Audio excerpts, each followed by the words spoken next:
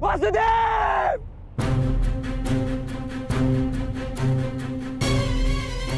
शत्रु पक्ष योद्धा होकर यहाँ क्या कर रहे हो? मैं तुम्हें अभी यही समाप्त कर दूंगा। शांत विकोदर।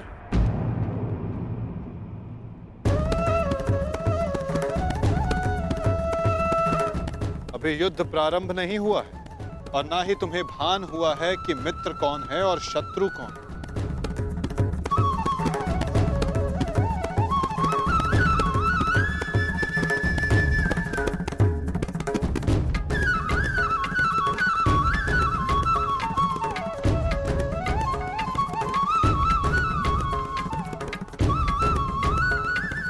मेरे साथ आओ वृषसेन।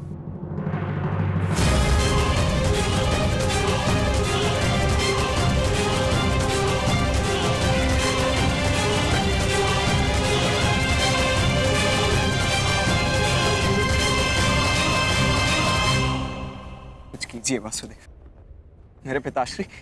मुझे सब ज्ञात है वत्स। अभी कुछ क्षण पूर्व इंद्रदेव मुझसे भेंट करके गए हैं। फिर भी आपने ऐसा होने दिया क्यों? माधव, इसका अर्थ वो ब्राह्मण स्वयं इंद्रदेव थे?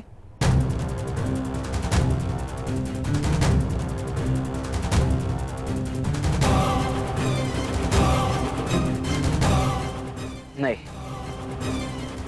वो देवता नहीं, केवल एक पिता थे। इसीलिए देव होकर भी वो कर्म करने जा रहे हैं जो राक्षसों को भी शोभा नहीं देता। परंतु आप कुछ कीजिए वासुदेव। इंद्रदेव आज मेरे पिताश्री से दान में उनके कवच और कुंडल मांगने वाले।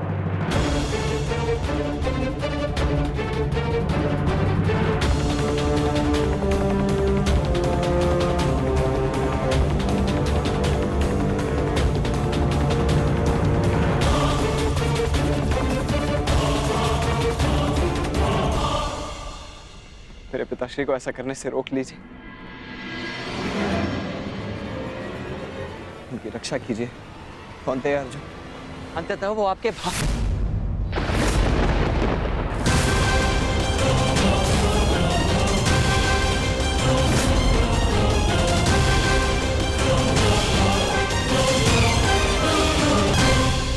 और एकमात्र प्रतिद्वंदी। क्या कवच छीनकर उनसे युद्ध जीतना चाहते हैं आप?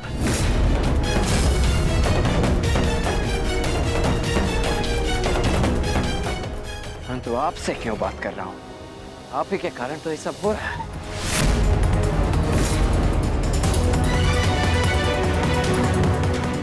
मैं भूल कैसे गया कि इंद्रदेव स्वयं आपके पिता हैं।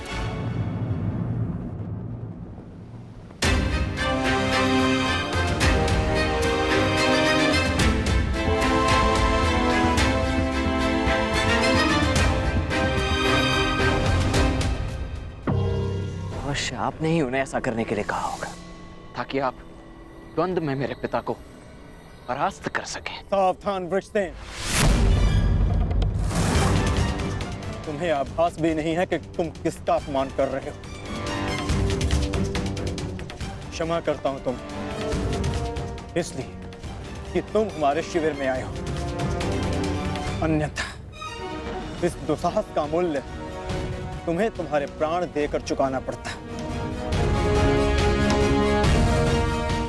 स्मरण रखना कि मैं कौरवों की भांति छल में विश्वास नहीं रखता। मैं ऐसी कुछ नीति नहीं अपनाऊंगा।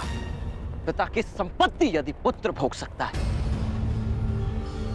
तो पिता के किए दुष्कर्म भी उसे भोगने पड़ते हैं। महारथी अर्जुन,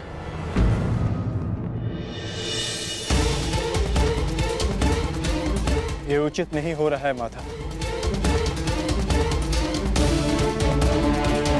देवराज को ऐसा नहीं करना चाहिए था। मुझे इसी क्षण पिताश्री को रोकना होगा।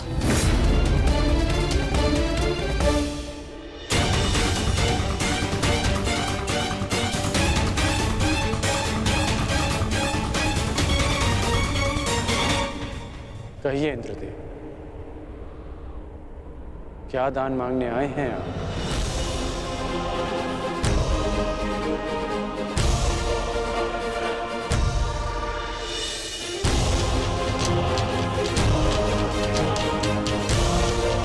क्या हुआ? यदि आप याचक बनकर आ ही गए तो दान मांगने में संकोच कैसा? कहिए, क्या इच्छा है आपकी? ए दानवीर कर्ण, मैं दान में तुम्हारे कवच और कुंडल मांगता हूं।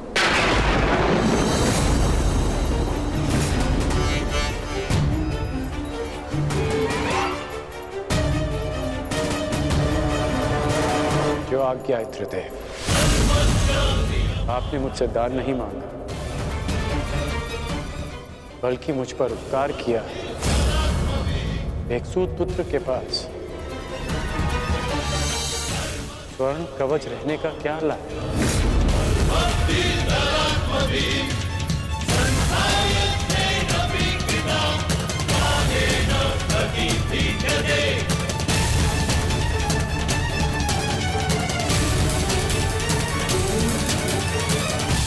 मैं आपका दान पूर्ण करने का वचन देता हूं।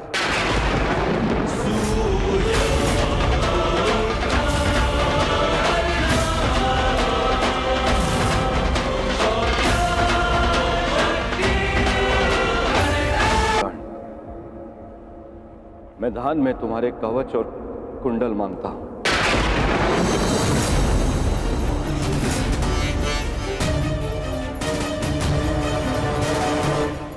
जो आज्ञा इंद्रदेव। आपने मुझसे दान नहीं मांगा, बल्कि मुझ पर उपकार किया है। एक सूत पुत्र के पास स्वर्ण कवच रहने का क्या लाभ?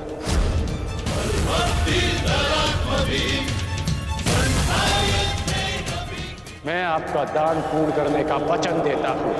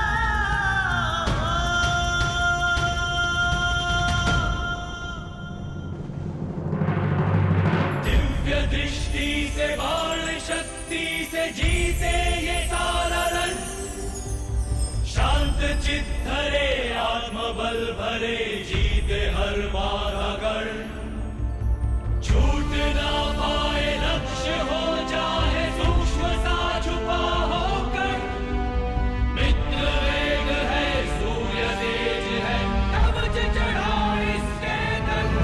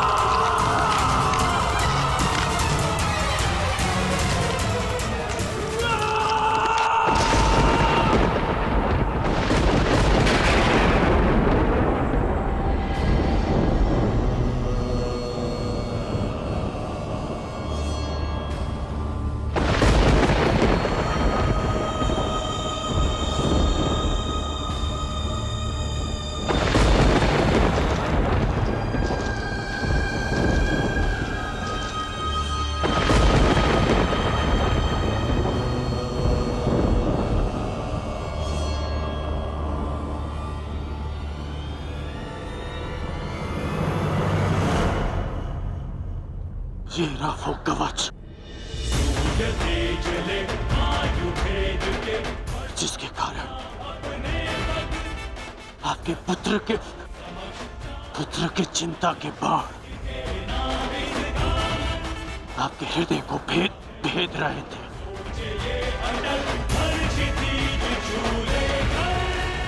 दान स्वीकारिए इंद्रदेव।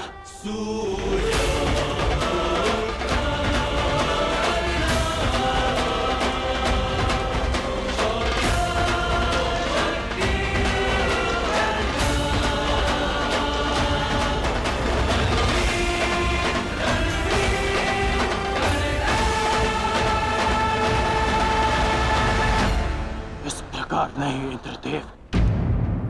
तो किस प्रकार पुत्र?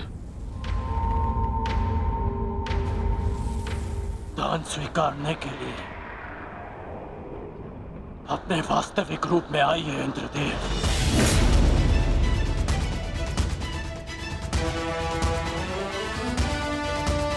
ये आपके पुत्र और विलक्षण योद्धा के सम्मान के लिए कह रहा हूं मैं। उस माता के सम्मान के लिए कह रहा हूं जिसने अर्जुन जैसे योद्धा को जन्म दिया। दान में पुण्य का फल होता है। इसे जल का भाग मत बनाइए। अपने वास्तविक रूप में आइए। आइए इंद्रदेव अपने वास्तविक रूप में।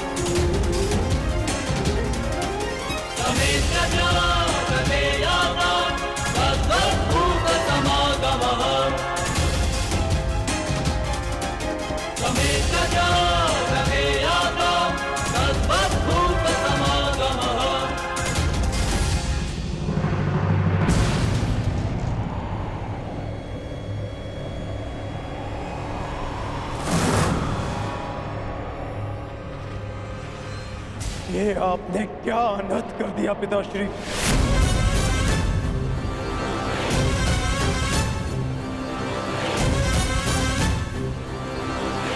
क्यों? क्या आवश्यकता थी आपको इसकी, जो आपने कर्ण से उसका कवच कुंडल छीन लिया?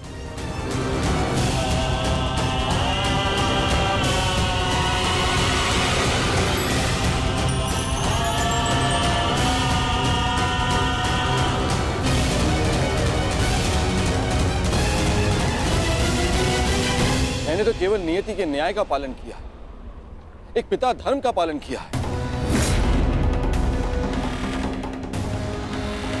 ये किस प्रकार का पिता का धर्म है पिताश्री? पिता का धर्म होता है अपनी संतान में आत्मविश्वास जगाना, परंतु आप अपनी संतान की शक्ति पर विश्वास ना करके कौन सा पिता का धर्म निभा रहे हैं? बताइए मुझे पिताश्री।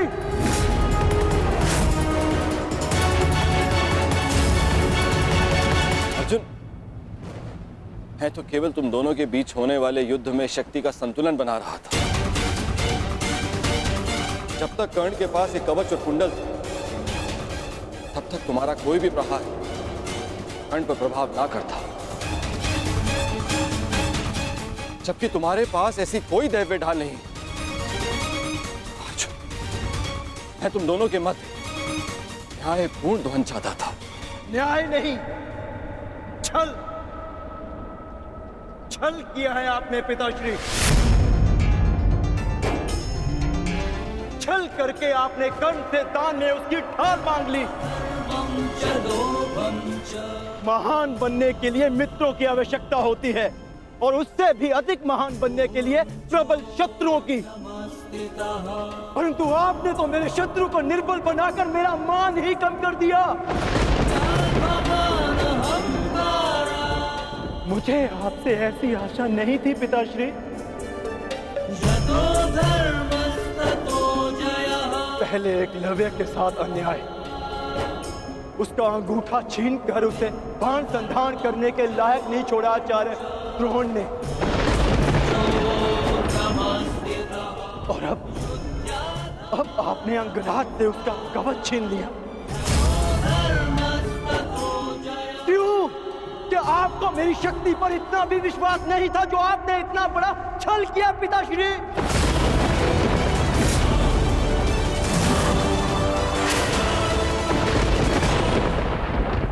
यह आपने कि अर्जुन को इतिहास किस नाम से स्मरण करेगा? कि उसने उन योद्धाओं को परास्त किया जो उससे कम शक्तिशाली थे, कि समान कौशल रखने वालों के साथ छल किया उसने। मैंने इस महायुद्ध में कर्ण को परास्त करने का वचन दिया था, परंतु मेरे लिए मेरी सबसे बड़ी विजय को आपने छल से रचा हुआ प्रारब्ध बना दिया पिताश्री। और यदि अब मुझे विजय मिली तो भी उसे आपका छल गिना जाएगा, मेरी कुशलता नहीं। प्रारब्ध क्या है उसे कोई नहीं जानता अर्जुन। मुझसे मेरे कवच को छीना है, परंतु मेरे कौशल को नहीं। ना मैं धनुष उठाना भूला हूं, ना बाण संधान करना। तुम्हें जिस द्वंद की अपेक्षा है, वो द्वंद तुम्हें अवश्य मिलेगा।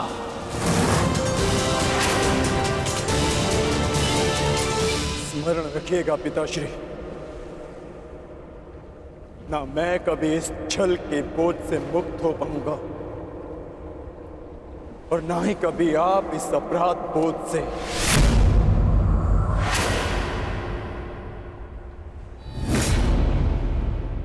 तुमने सत्य कहा पुत्र अर्जुन। ये जानते हुए भी कि मैं कौन, मेरी मंशा क्या है, किस अपेक्षा से यहां आया? कर्ण ने मुझे अपने कवच और कुंडल दान कर दिए। इस दान से तुमने आत्मविश्वास का एक अद्भुत उदाहरण, एक महान परिभाषा प्रस्तुत की। मैं देवराज ये घोषणा करता हूं, तुम्हारा ये बलिदान इस युद्ध का सबसे महान, सबसे उच्च बलिदान सिद्ध होगा। समस्त संसार में तुम महादानवीर कर्ण के नाम से प्रसिद्ध होगे।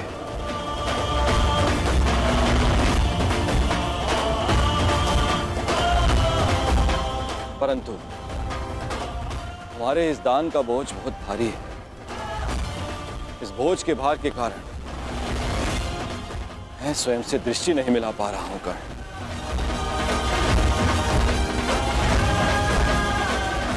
इसे हल्का कर दो कर्ण। और अब मैं तुम्हें वो अस्त्र देना चाहता हूं जो समस्त संसार में किसी भी प्रकार की ढाल को वेध सके।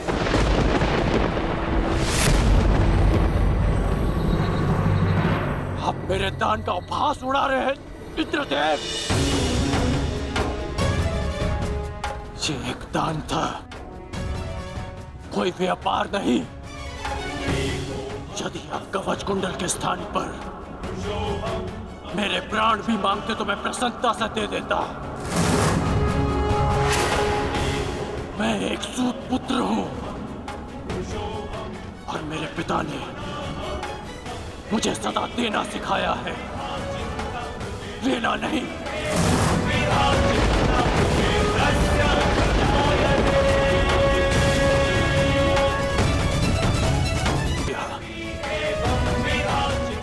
मेरे लिए यही पर्याप्त है। मुझे आपसे कुछ नहीं चाहिए।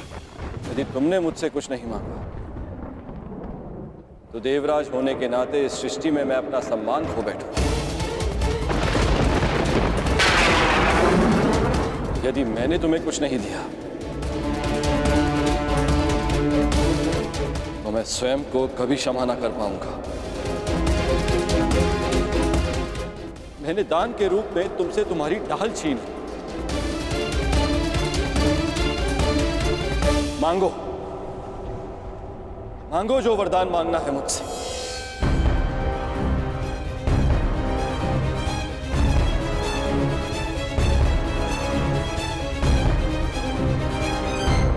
मांगो कर्ण। मैं आपका सम्मान रखने के लिए ये अस्त्र स्वीकार करता हूं जो किसी भी ढाल को भेद सके, जिसे जब भी मैं अपने शत्रु का नाम लेके प्रयोग करूं तो उसका अंत निश्चित हो।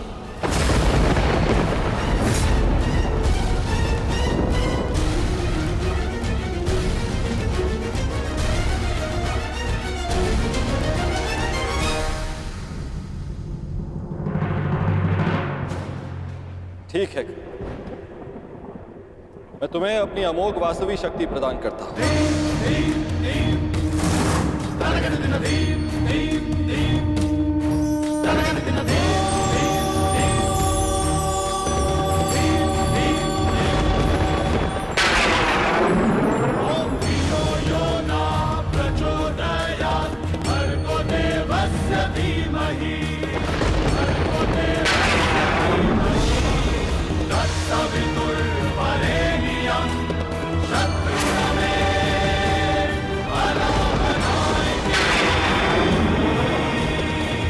इस शक्ति को जिसका नाम लेकर संधान करोगे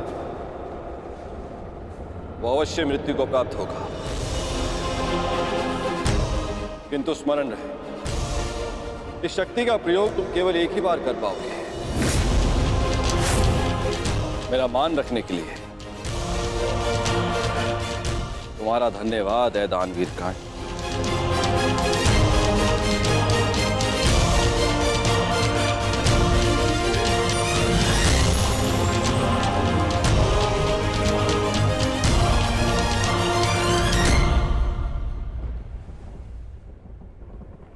मैंने सदैव यही चाहा था कि तुम्हारा वध मैं तब करूं जब तुमने कवच धारण किया। ये कवच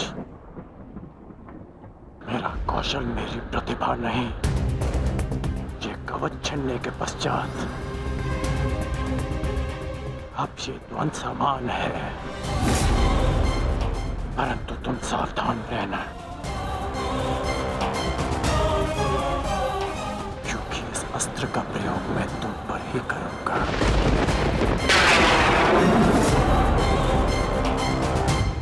मैं उस द्वंद की प्रतीक्षा करूंगा।